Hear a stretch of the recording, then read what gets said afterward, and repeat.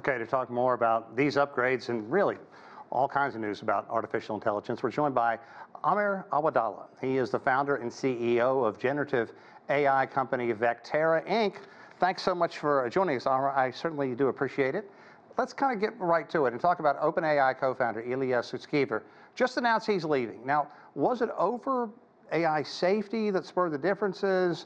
The move to oust, the wildly popular Altman. What came down to this? I think it's all of the above, really. First, I have to say, I don't work for OpenAI, so this is speculation on the outside from all the news I hear here in the Silicon Valley and from friends and others that might know the company.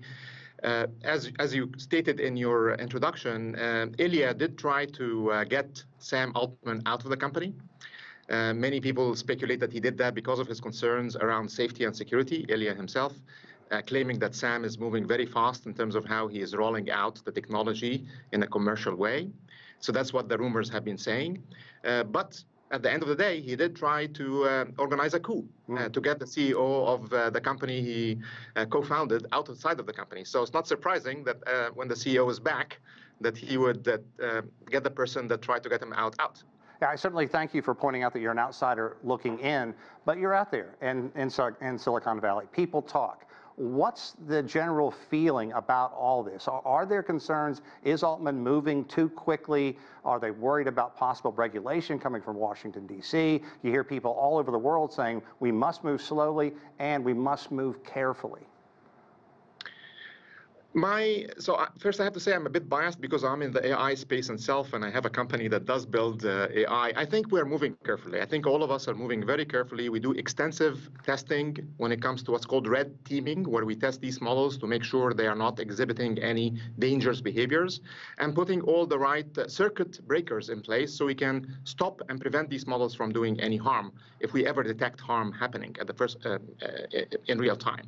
So I would say no. There's no safety concerns as far as I'm concerned.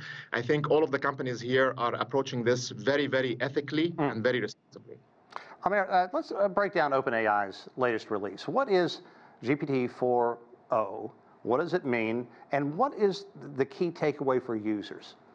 Yeah, so two things. First, O stands for Omni. And Omni means that the model itself that they built does many things at the same time, right? So it's omniverse.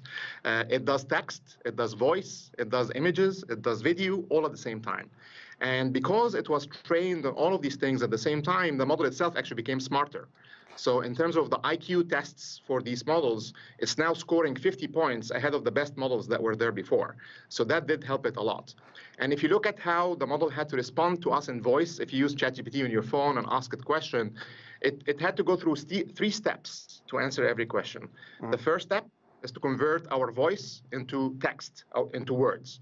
The second step is to analyze these words, understand them, and produce a text response. And then the third step was to convert that text response back into voice so we can hear it. That takes a very long time. It takes 2-3 seconds to do. It doesn't sound like a real human. It sounds like boring. It sounds monotonous and slow. What they did is by combining all of these steps together in a single system, it's now so real time. It just responds to you like we're talking to each other right now. And it emotes. It sometimes speaks like it's happy. It sometimes speaks like it's sad. It sometimes speaks like it's concerned. And it understands that about you as well. Like when your voice seems to indicate that you're afraid, it detects that you're afraid. Or in my case, tense and angry. What about OpenAI? The move came one day before Google's I/O conference. The competition over generative AI chatbots is out there. It's heating up. And I know you're saying everybody's moving safely with caution. But man, that story Mark New had, that's eye-opening. Yes. And definitely the timing of this was intentional. There's no question about it. Like they timed this to go out before Google I/O to make sure that they grab the buzz before Google. Because Google today at their event announced very similar stuff. Right. What I just announced yesterday. Oh boy. So how do you think that went over? I mean, like clearly everybody's trying to get a leg up on everyone else. That's the whole world behind competition. So who is having the most success among established AI companies? Yeah, I would say up to a few weeks ago, I would say Google was doing very well, catching up very, very fast. to what OpenAI is working on. But clearly, the demos that OpenAI showed us today, and they're releasing the product today, it's going to be in our hands, were super impressive. Were very, very impressive. Like one of the most impressive demos I saw was how the OpenAI was coaching a student to solve a algebraic formula.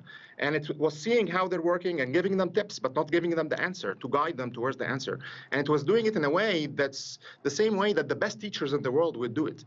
So that was truly amazing. So my short response to your question is OpenAI is ahead right now. Okay. And what's next in this race? Because, you know, China has its Ernie chatbot out there that has 200 million users.